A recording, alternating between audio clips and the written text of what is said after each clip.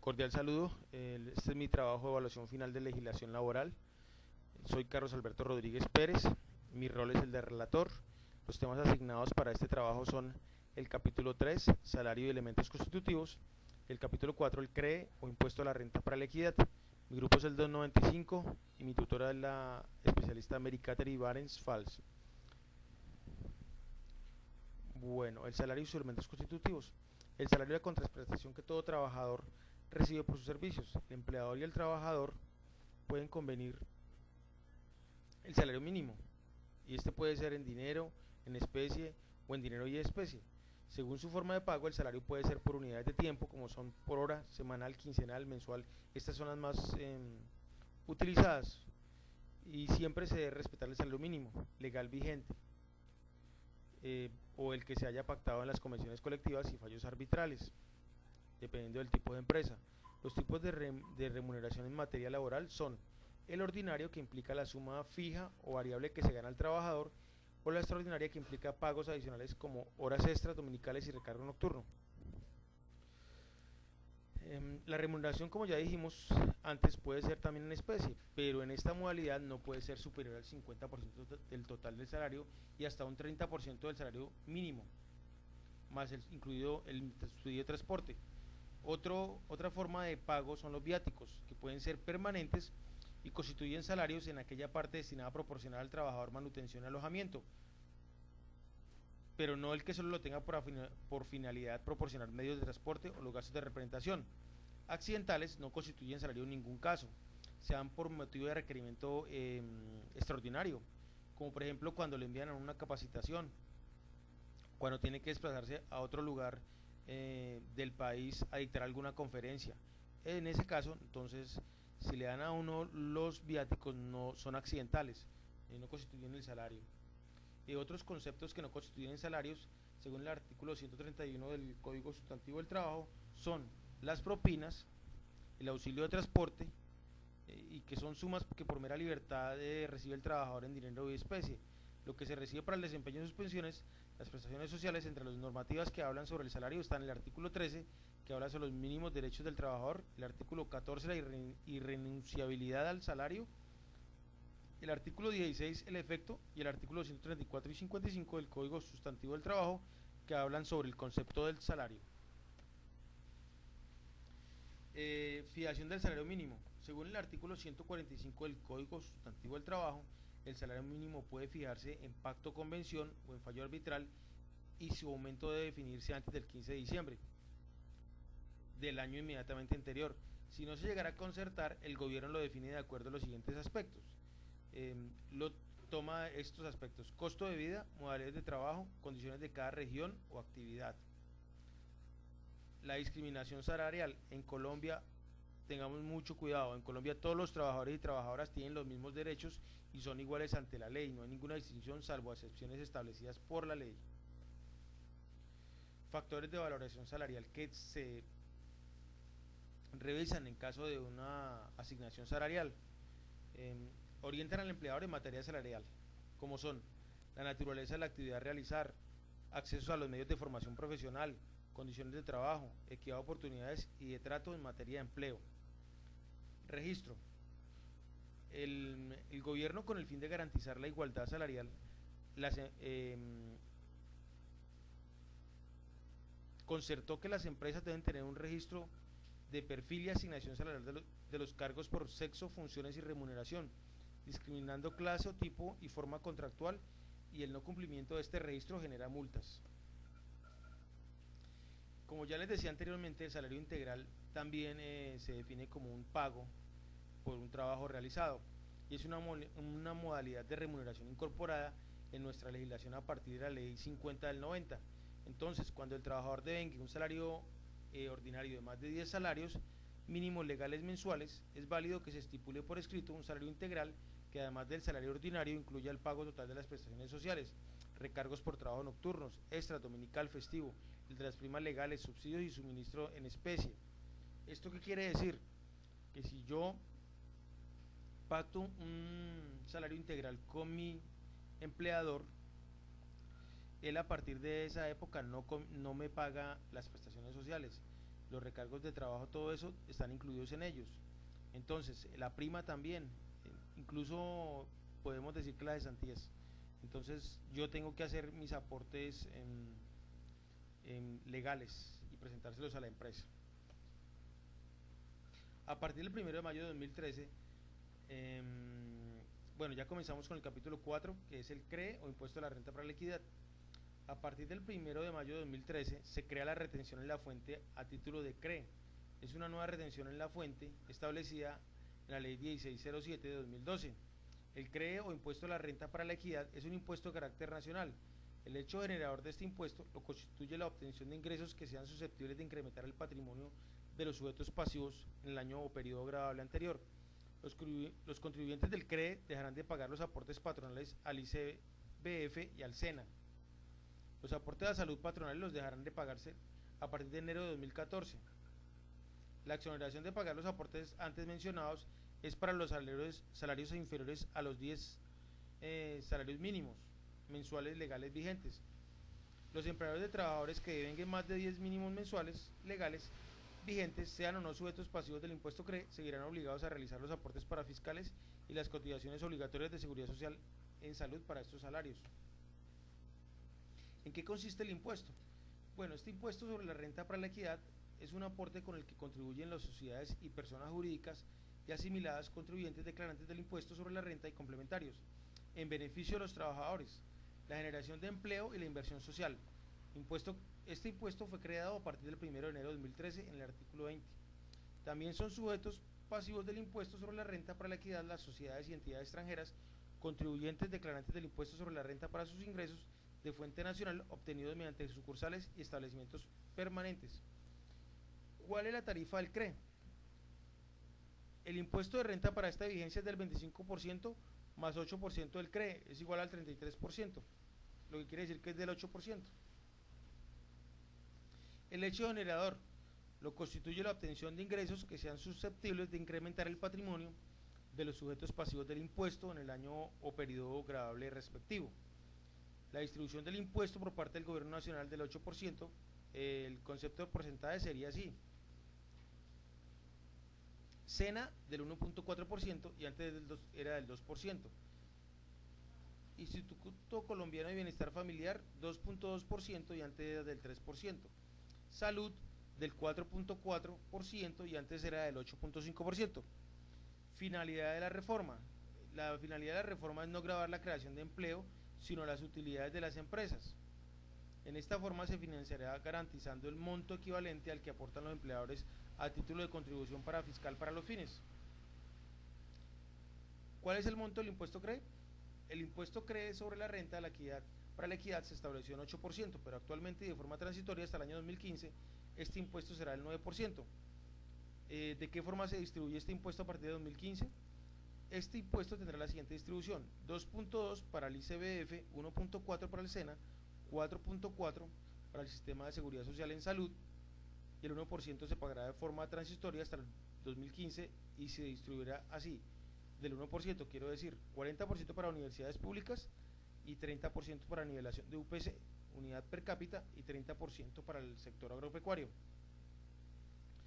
Ahora hablemos de la retención en la fuente para los empleados. Para efectos de aplicar la retención en la fuente deben tenerse en cuenta el concepto de empleados que definió la Ley 1607 de 2012. Los empleados son aquellas personas naturales residentes fiscales en el país que tengan una vinculación de cualquier naturaleza, independiente de su denominación, ya sea laboral o legal y reglamentaria, y cuyos ingresos provengan de una proporción igual o superior a un 80%. ¿De qué? De la prestación de servicios de manera personal o de la realización de una actividad económica que cuente por cuenta y riesgo del empleador o el contratante. Es importante tener en cuenta que esta definición incluye a los asalariados y a los trabajadores independientes que cumplan con los requisitos indicados. La retención en la fuente es un sistema de recaudo anticipado de impuestos que consiste en traer de los pagos o abonos en cuenta susceptibles de generar el respectivo tributo una suma determinada conforme a la ley. ¿Cuáles son las rentas exentas?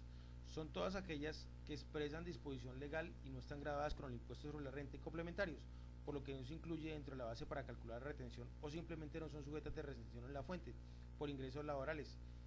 ¿Cuáles son? las pensiones de jubilación, invalidez, vejez de sobrevivientes y sobre riesgos profesionales están exentas hasta la parte del pago mensual que no exceda de 1000 unidades VT. El mismo tratamiento tendrán las indemnizaciones sustitutivas de las pensiones o las devoluciones de saldos del ahorro pensional. Para tal efecto, el valor exonerado del impuesto será el que resulte de multiplicar las sumas equivalentes a 1000 VT, calculados al momento de recibir la indemnización por el número de meses a estas correspondan. Retención y deducción de la compensación de salarios. Hay que tener en cuenta que el salario mínimo no es embargable. Sin embargo, se tienen dos excepciones a saber: a favor de las cooperativas legalmente constituidas en los casos de embargos por pensiones alimenticias también, casos en los cuales se puede embargar hasta un 50% de todo el salario, incluso el mínimo legal. Esto está definido en el artículo 156 del Código Sustantivo del Trabajo, incluyendo las prestaciones sociales. El excedente del salario mínimo solo es embargable hasta un 20% sin importar el monto del salario. Ahora vamos con las propuestas de solución para los casos de estudio planteados en los trabajos colaborativos. En el caso número 1, el señor Justi tenía un problema con la contratación del personal. ¿Qué hicimos? A partir de la legislación que revisamos en el curso, a partir de todo el estudio que se hizo, pues hicimos un análisis de las hojas de vida y de acuerdo a los puestos que se deben cubrir, analizamos las hojas de vida de los diferentes candidatos propuestos para cada área, evaluamos su formación, su experiencia laboral en cargos afines, también tuvimos en cuenta el salario a pagar y de acuerdo a esto las personas elegidas son: en el área administrativa, como gerente el señor Julio Santisteban, como director de talento humano Diana Sánchez, como administrador Fabio Mejía, auxiliar contable José Solís, secretaria Viviana Carmona Pérez, área operativa, operarios de planta Fernanda Pérez y Marcela Gaviria, supervisor del área operativa Fausto Polanía, operarios de planta Jairo Gil y Eric Larrenas. Ahora, para liquidación de la nómina, pues se tuvo en cuenta toda la información suministrada a la unidad 1, así como la consulta de normas vigentes para establecer cada aspecto de acuerdo a la legislación laboral y el Código Sustantivo del Trabajo. Se hizo en la hoja de Excel, ¿no es cierto? En el simulador se calcularon, se verificaron el tiempo extra de las personas de acuerdo a la solicitud hecha en el caso de trabajo. Ahora, en el caso número 2, donde tenemos una empresa de la cual es gerente el señor Manuel Antauer, que es un chileno que desafortunadamente no tiene ningún conocimiento de la legislación laboral colombiana, por lo cual puede cometer atropellos a los empleados por desconocimiento y puede ver afectada a la empresa con sanciones o multas por desacatar las normas. Es por ello que considero que por la cantidad de empleados debe tener una persona que se encargue de la salud ocupacional y la seguridad en el trabajo, que implemente el reglamento de higiene y seguridad industrial de la empresa y adopte las medidas necesarias para cumplir la legislación colombiana en este tema. Con respecto al pago a los empleados de extras y recargos nocturnos y las relaciones que están tan mal interpersonales, considero que se debe contratar un director administrativo de personal que se encargue de este aspecto de la empresa. Entonces, después de haber hecho el anterior análisis, pues yo hice el aporte o la solicitud de contratar, después de revisar las hojas de vida, a la señora Sandra Esperanza Cruz como directora administrativa y de personal, y que cumple con el perfil definido con el cargo y con un salario de 1.600.000 pesos, con un contrato a término indefinido, y quien va a ser la persona encargada de manejar todo lo concerniente al personal y coordinará con la persona encargada de la salud y la seguridad ocupacional la implementación del reglamento interno de higiene y seguridad industrial, realizará un diagnóstico del clima laboral e iniciará el plan de mejoramiento en este punto. Para ello se realiza su inclusión a la seguridad social, EPS, ARL, AFP, caja de compensación familiar y la inclusión en las cesantías. Ahora vamos con la última parte del trabajo, que es el regalo del mes que nos regalaba la directora del curso. Para el mes de septiembre, nos mostraba un video de una psicóloga chilena en donde habla de la diferencia entre hombres y mujeres.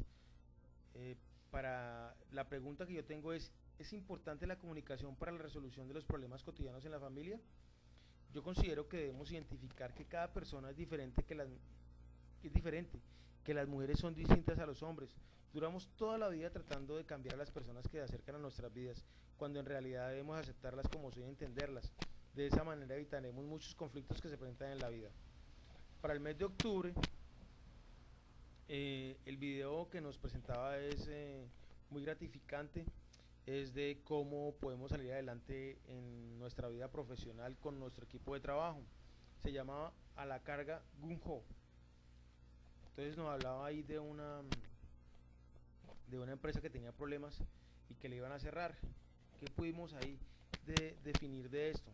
Podemos decir que hay trabajos insignificantes. No, considero que ningún trabajo es significante. Somos un equipo de trabajo. Cuando trabajamos es importante que no trabajemos como un grupo de trabajo, sino como un equipo de trabajo. Y cada uno de nosotros es una persona importante para definir las metas que tiene la empresa en el aspecto económico y social para salir adelante. Entonces, como decía, cada uno de los miembros de una organización es una parte importante y sin su trabajo no se lograrían las metas y los objetivos de la empresa. Para el mes de noviembre hablábamos de un video que se llama El virus de la actitud.